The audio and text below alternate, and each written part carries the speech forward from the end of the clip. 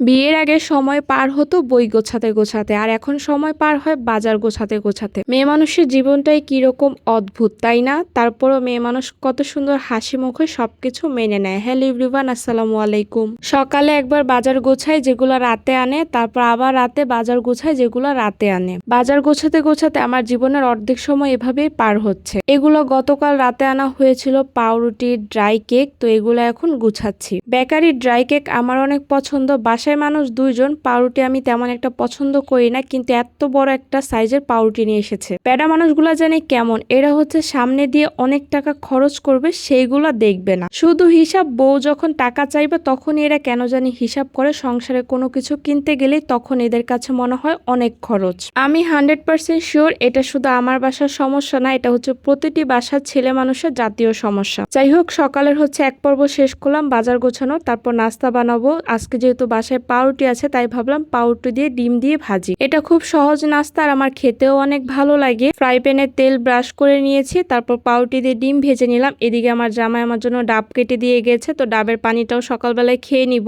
মাছ মাংস একদমই খেতে পারতেছি না, যার কারণে ভাবলাম একটু ভর্তা ভাত করি। গরম ভাতের সাথে ভর্তা খেলে ভালোই লাগে। আর যেহেতু অনেক অসুস্থ ছিলাম, যার কারণে মুখে একদম রুচি নেই, যার কারণে ভর্তা খেলে মনে হবে যে রুচিটা মনে হচ্ছে আমার আগের মতো ফিরে আসবে। এই কারণে আসলে আজকে ভর্তা করা। তো এখানে হচ্ছে পেঁপে ভর্তা করেছি, সাথে হচ্ছে একটু ঝাল ঝাল করে আলু ভর্তা করেছি। যদিও আমার জামাই একদমই ভর্তা খেতে পছন্দ করে না, তার জন্য আমাকে ইলিশ মাছ বা চিংড়ি মাছ ফ্রিজে যেটাই থাকে রাতে যখন সে খেতে আসে তখন হচ্ছে আমাকে ভেজে দিতে হয়। যেহেতু শরীরটা এখনো পুরোপুরি সুস্থ হয় নাই, তাই ভাবলাম যে রাতে আর কোনো ভাজাভাজি ঝামেলা না করে আলু দিয়ে ডিম রান্না করি। ডিম আলুর ঝোল খেতেও কিন্তু আমার কাছে অনেক ভালো লাগে। আমার বাবা এই রান্নাটা করতো, তার হাতের এই ডিম আলুর তরকারিটা খেতে অনেক ভালো লাগতো। একবার না মনে হয় দুইবার রান্না করেছিল। যখন আমরা নানা বাড়ি যেতাম তখন এসে দেখতাম আমার বাবা একদম এই রেসিপিটা রান্না করে রেখে দিয়েছে। বাবার হাতের এই রেসিপিটা অনেক মিস করব। ছোটবেলায় এক দুইবার খেয়েছিলাম, বড় হওয়ার পর আর খাওয়া হয় নাই। আর এখন তো এই দুনিয়াতে আমার বাবাই নেই, তাহলে আর এখন খাবো কিভাবে? যাই হোক, আজকে রান্না করছিলাম আর কেন জানি বাবার কথা মনে পড়ছিল। তো ডিমগুলো আজকে আমি মাঝখান দিয়ে কেটে নিয়েছি। ফেসবুকে একটা ভিডিও দেখেছিলাম বরিশালের মানুষেরা নাকি এভাবে ডিম রান্না করে, খেতে নাকি অনেক ভালো লাগে। তাই ভাবলাম আমি একটু রান্না করি, যেহেতু আমি বরিশালের বউ। কিন্তু আমি নিজেও জানি না আসলে আমি কিভাবে রান্না করি, বরিশালের রান্না না ঢাকার রান্না।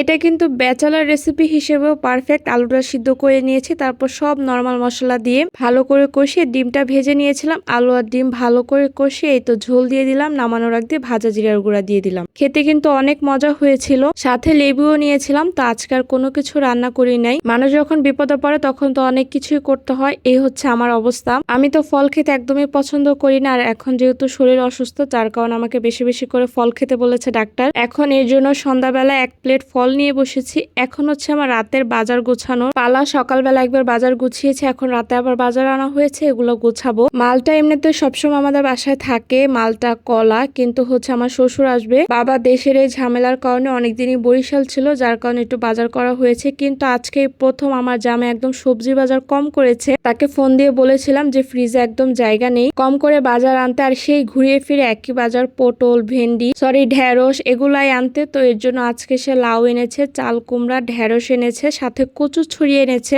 আর আমার জন্য ডাব এনেছে। তো এগুলো এখন বাজার গুছিয়ে রাখবো ফ্রিজে। আমি ফ্রিজে সবসময় পলিথিন থেকে বের করে তারপর সবজিগুলো রাখি, এতে কিন্তু অনেকদিন ভালো থাকে আর নষ্ট হয় না। আমার শ্বশুরের খুব পছন্দ হচ্ছে কচু ছড়ি দিয়ে ইলিশ মাছ, সাথে আপনাদের ভাইয়ার। তো ভাবলাম ওইটাও আমার শ্বশুর আসলে রান্না করবো। তো এই ছিল আমার আজকের ব্লগ। সবাই ভালো থাকবেন, আল্লাহ হাফেজ।